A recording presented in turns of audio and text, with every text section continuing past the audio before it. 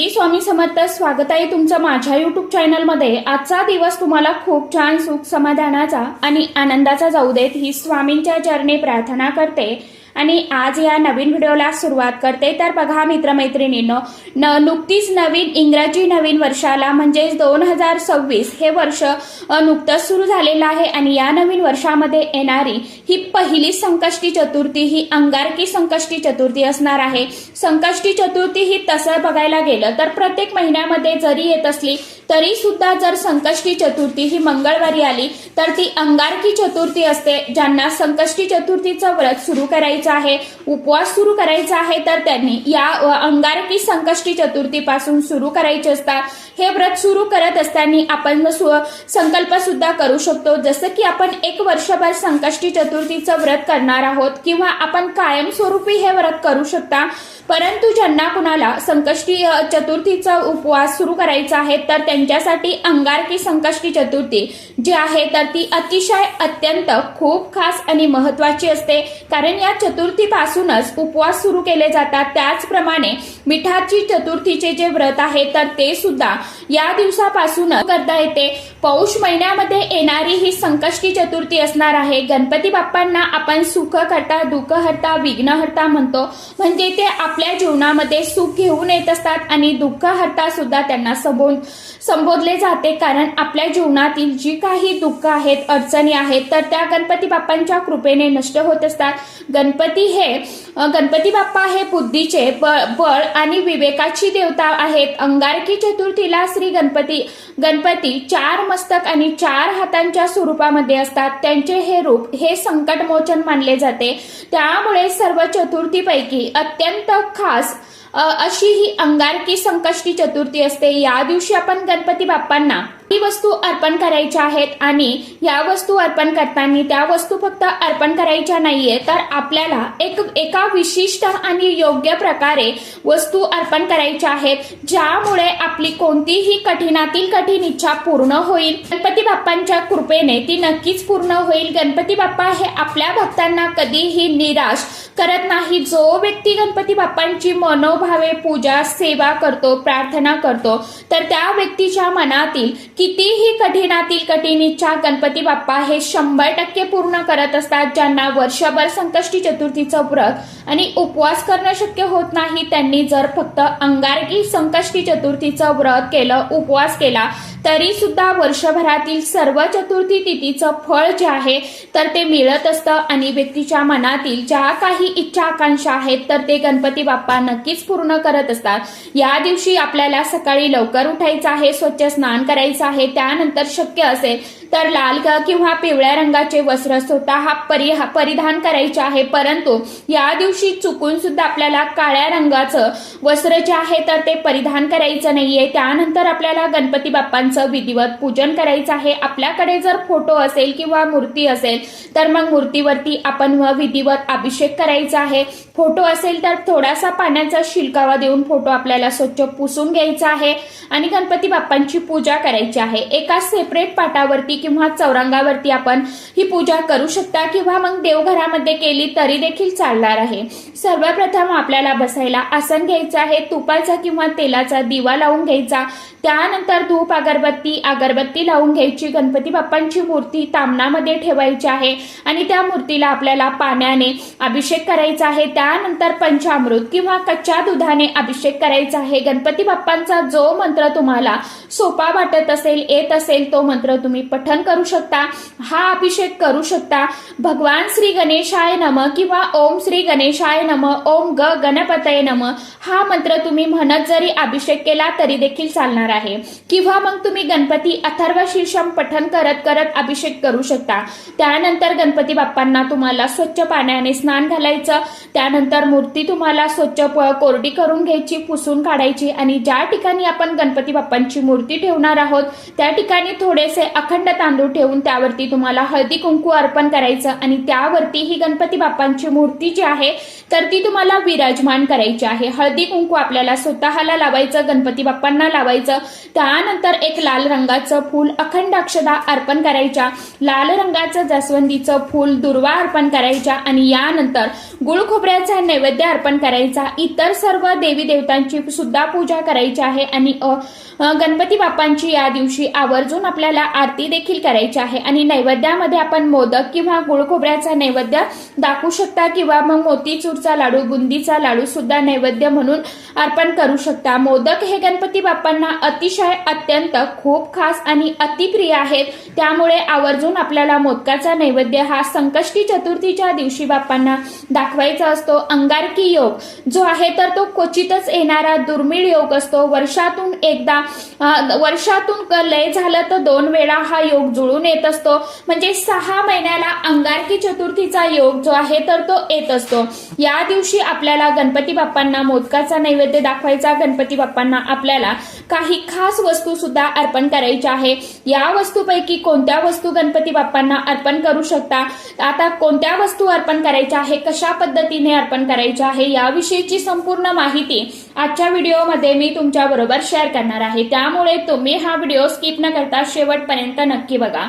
चॅनलवरती तुम्ही जर हा व्हिडिओ पहिल्यांदा बघत असाल तर चॅनलला आवर्जून लाईक, शेअर, सबस्क्राईब जरूर करून ठेवा। तर बघा, गणपती बाप्पांना प्रिय आहेत त्या म्हणजे दुर्वा। 21 दुर्वा आपल्याला गणपती बाप्पांना अर्पण करायच्या आहे। दुर्वा घेताना त्या हिरव्या घ्यायच्या आहे, सुकलेल्या घ्यायच्या नाहीत। दुर्वा ह्या त्रिदळी असाव्या आणि दुर्वा अर्पण करताना आपल्याला काय करायचं आहे, एक दुर्वा हातामध्ये घ्यायची, त्यानंतर एकदा आपल्याला गणेश स्तोत्र जे आहे तर ते म्हणायचं आहे किंवा गणपती अथर्व शीर्षम पठण करायचं आहे। दोन्ही पैकी आपल्याला जे शक्य होईल ते म्हणायचं आहे, गणपती स्तोत्र किंवा गणपती अथर्व शीर्षम। आणि ही दुर्वा गणपती बाप्पांच्या आपल्याला मस्तकावरती अर्पण करायची आहे। त्यानंतर दुसरी दुर्वा घ्यायची आणि त्यानंतर परत आपल्याला गणपती अथर्व शीर्षम किंवा गणपती स्तोत्र पठण करायचं, म्हणजे आपल्याला जे म्हणायचं आहे तर ते आपण एकच आपल्याला 21 दुर्वा अर्पण करेपर्यंत आपल्याला पठण करायचं आहे। त्यानंतर दुसरी दुर्वा सुद्धा गणपती बाप्पांच्या मस्तकावरती अर्पण करायची आहे किंवा आपण चरणावरती जरी दुर्वा अर्पण केली तरी देखील चालेल। आणि जेव्हा आपण चरणावरती दुर्वा अर्पण करतो ना, त्यावेळी दुर्वांचा जो देठ आहे ना तर तो बाप्पांकडे येईल अशा पद्धतीने अर्पण करायचं आहे। तर अशा प्रकारे 21 दुर्वा अर्पण करताना 21 वेळेला आपल्याला गणपती अथर्व शीर्षम किंवा गणपती स्तोत्रम जे आहे तर ते म्हणून ह्या दुर्वा अर्पण करायच्या आहे। त्यानंतर आपली जी काही मनातील कठीणातील कठीण इच्छा आहे तर ती गणपती बाप्पांना आपल्याला अगदी तळमळीने कळकळीने सांगायची आहे आणि ती इच्छा पूर्ण व्हावी म्हणून गणपती बाप्पांना प्रार्थना करायची आहे। तर अशा प्रकारे जर आपण अंगारकी संकष्टी चतुर्थीला बाप्पांना 21 दुर्वा अर्पण केल्या किंवा 21 दुर्वांचा हार सुद्धा अर्पण करू शकतो आपण।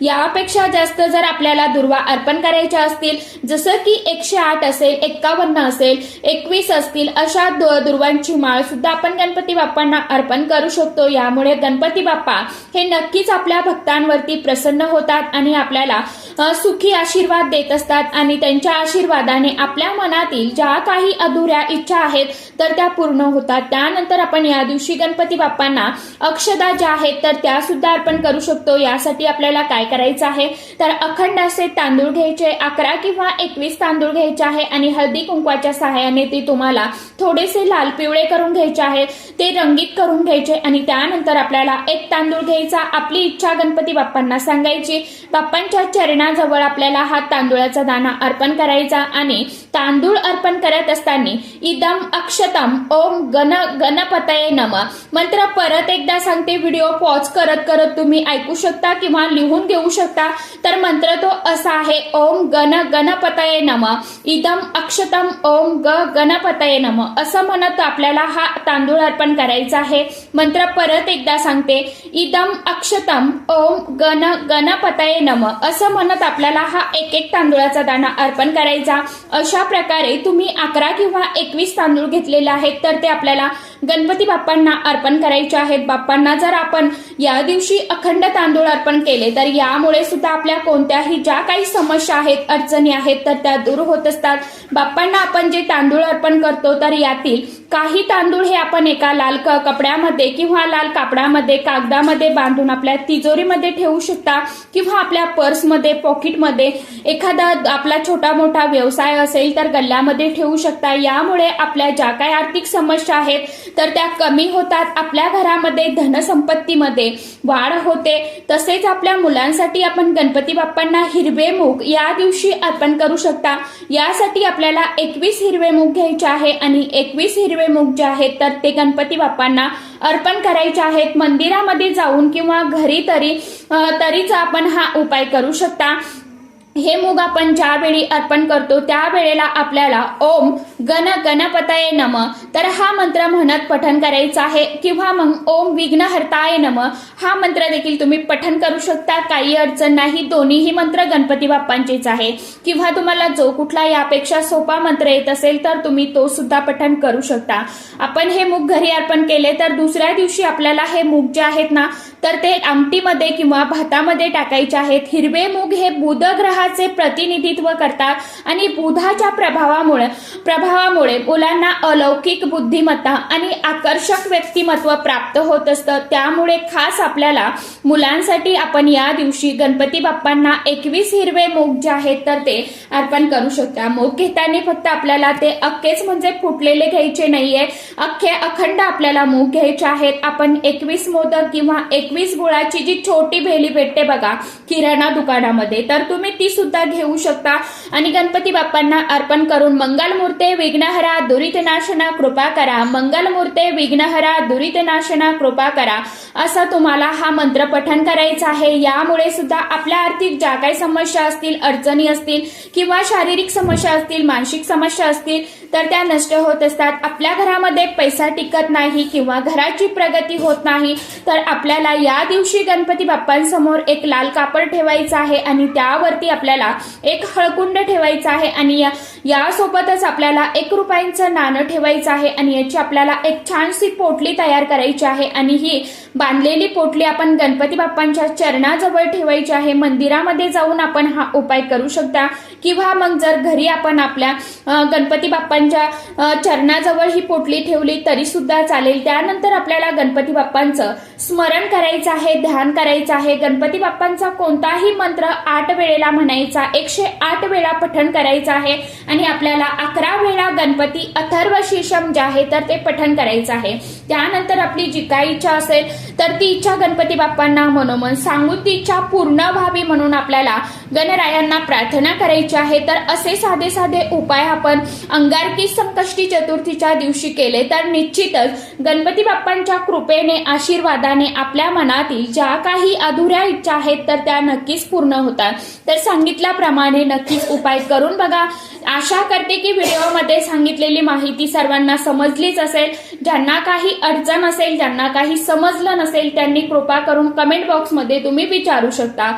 कृपा करून कमेंट बॉक्समध्ये ओम गणपतये नमः सर्वांनी आवर्जून टाईप करा। तर चला आजच्या व्हिडिओमध्ये इतकीच माहिती होती, कशी वाटली नक्की सांगा। व्हिडिओ आवडला तर चॅनलला आवर्जून लाईक, शेअर, सबस्क्राईब जरूर करा। परत भेटूया नवीन माहितीसोबत, नवीन व्हिडिओसोबत। तोपर्यंत सर्व माझ्या युट्यूब परिवाराला श्री स्वामी समर्थ।